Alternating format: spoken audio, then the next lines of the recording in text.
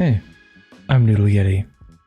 After a bit of anticipation, this much-awaited video is finally here. To that one viewer out there, you know who you are. My hat's off to you for your patience. Today, we're venturing into the seemingly serene, yet sometimes surprisingly turbulent waters of office zoning in city skylines.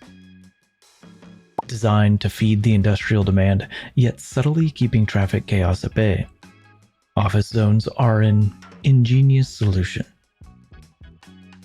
We have a buffet of options ranging from generic to wall-to-wall to financial, and for the tech aficionados out there, the IT cluster. As we journey through this video, we'll be diving deeper into each, but for now, let's stay at the surface as we breeze through the basics. Let's begin at square one. Generic, wall-to-wall, and financial offices.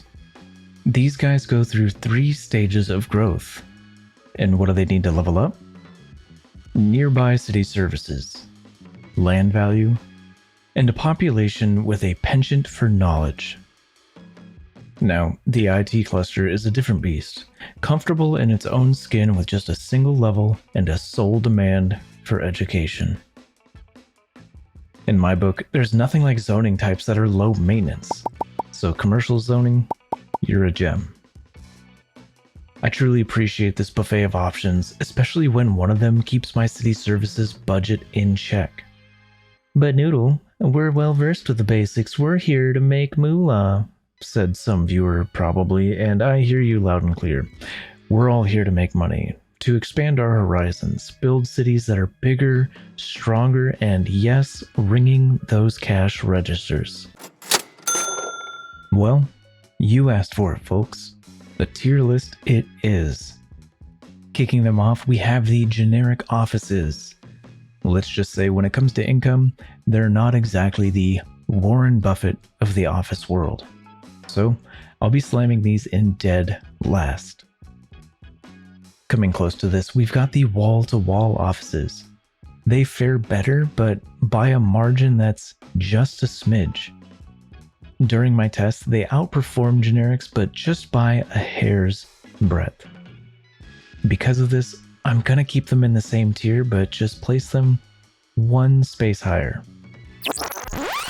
Hey, Future Yeti here. I just wanted to correct Pasta Yeti real quick. I performed further testing to make sure I was relaying accurate information, and it turns out that all the original data I gathered for wall-to-wall's income was on an upswing. They perform roughly the same as generic and in a similar way to all the other wall-to-wall specializations. A few percent behind, but for the most part, given margin of error and whatnot, they perform exactly the same. So anyways, back to Pasta Yeti. Taking one step up the tier list, we have our first heavy hitter, the financial specialization. I can already hear your protests, but wait, before you go storming the stock exchange, just remember, these guys are essentially a fancier version of generic offices.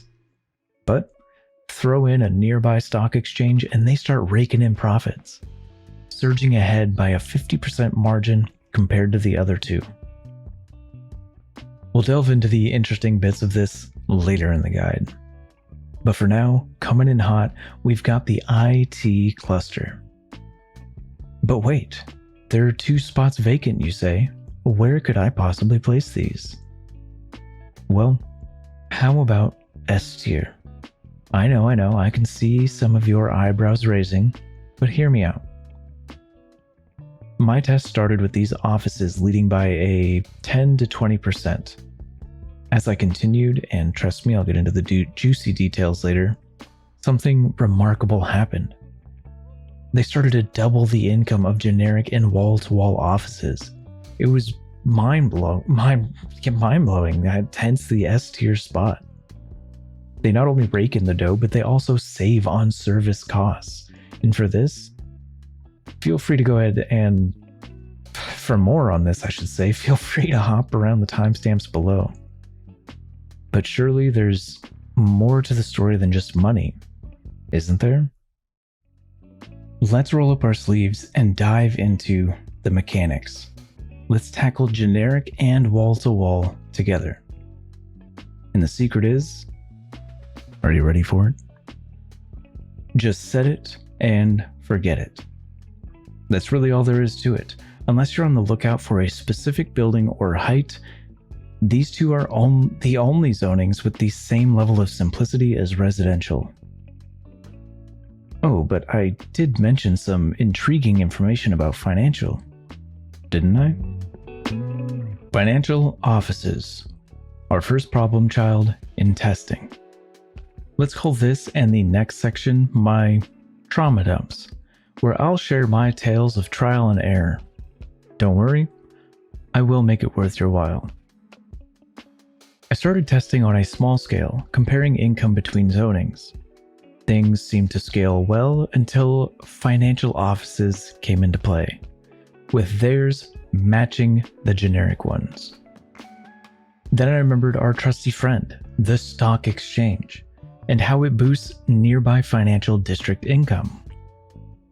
So, back to the drawing board, designing a road layout to snugly fit into the level 1 stock exchange's area of effect, ensuring that all offices within its range would be level 3. That's when things started to get a little weird.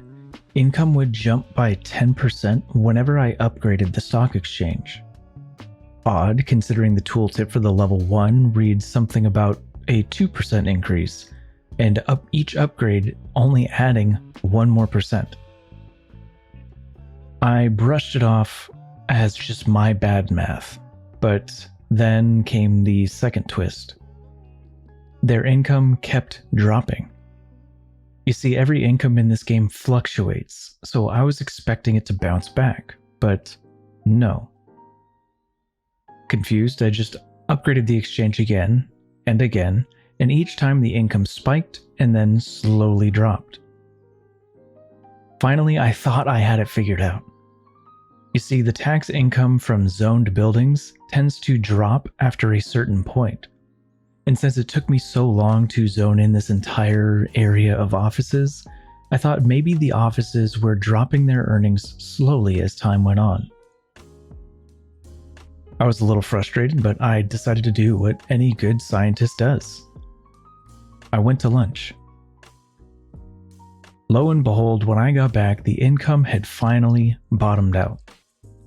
So I just kept upgrading the stock exchange yet again, all the way up to level 5, and yet again, something strange happened. The income just never dropped. I was baffled, so I walked away, leaving the game to its own devices, and when I returned, the income was still standing stable. So remember, if you're keeping your stock exchange at a lower level than max, their income will be a lot lower. At level 3, the increase was only about 19%. Here's the lowdown for financial offices, in case you just wanted to skip to this. At level 5, the stock exchange boosted income by an approximate 50% for the test size area that I did, which fit perfectly in the level 1 stock exchange's area of effect.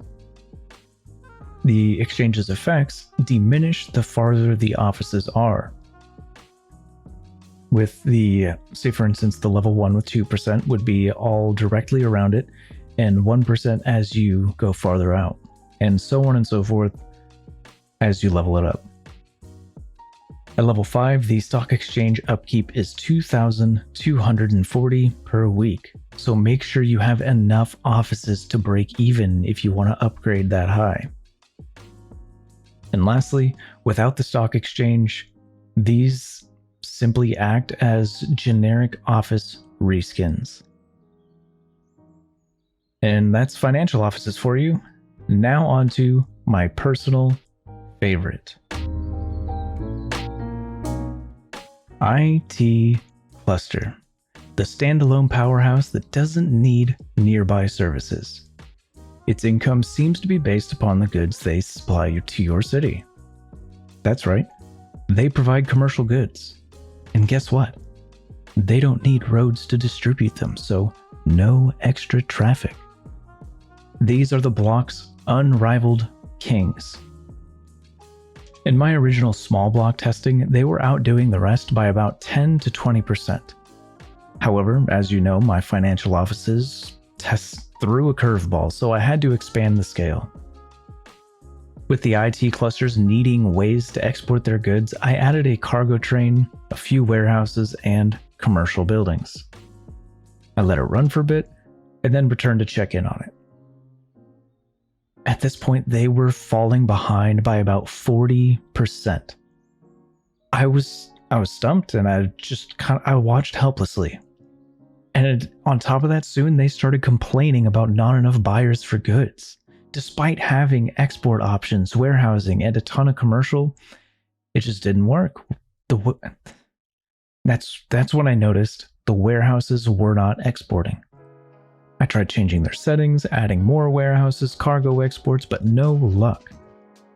I even tried seeking help on the forums, but got no response. Granted, I didn't really try that hard to get help on the forums, as I knew warehouses are already broken, but anyways. I finally just gave up and I turned to a mod, Transfer Manager CE. I can't tell you exactly what I did because honestly, I don't know.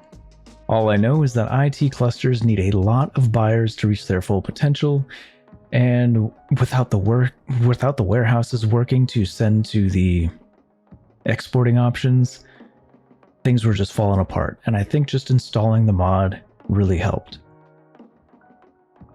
So from there, I continued adding warehouses and exporting methods, not wanting to expand my city to have more residential and commercial. Anyways, what do you know?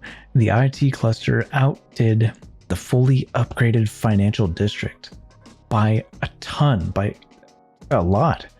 I mean, for the fun of it, I just kept adding more warehousing, and the income was eventually doubled and compared to generic offices. Anyways, just like financial, here's the TLDR in case you just wanted to skip to this. It's single level and only needs educated citizens, so you can skip the land value or any nearby city services. Second, it produces commercial goods that do not add to traffic. Lastly, to reach the full income, you need sufficient commercial supplemented by warehousing and cargo airports. And that, ladies and gentlemen, wraps up the basics of offices in City Skylines. To quickly recap, generic, wall-to-wall, and financial offices all have 3 levels. To level up, they need city services, land value, and educated sims. Financial offices pull ahead, earning, and at least in my test city, about 50% more than generic and wall-to-wall, as long as they have a fully upgraded stock exchange nearby. IT Cluster is a 1-level marvel, requiring only education and has the potential for the highest income. And don't forget that IT Cluster also provides commercial zoned goods. And that is offices in a nutshell. I hope you all learned something, and if you did, or you simply enjoyed the video, don't forget the usual YouTube jazz. Like, subscribe, drop a comment, even if it's just to tell me I'm wrong. You know the drill. So I am looking to start a Discord community if you're interested. The link is in the description below, where you could possibly share pictures of your cities, share pictures of real-life places where you draw inspiration from, whenever you build in City Skylines, whatever, or if you just have questions. So thank you for watching. I appreciate your viewership, and I hope to see you in the next one. Bye-bye.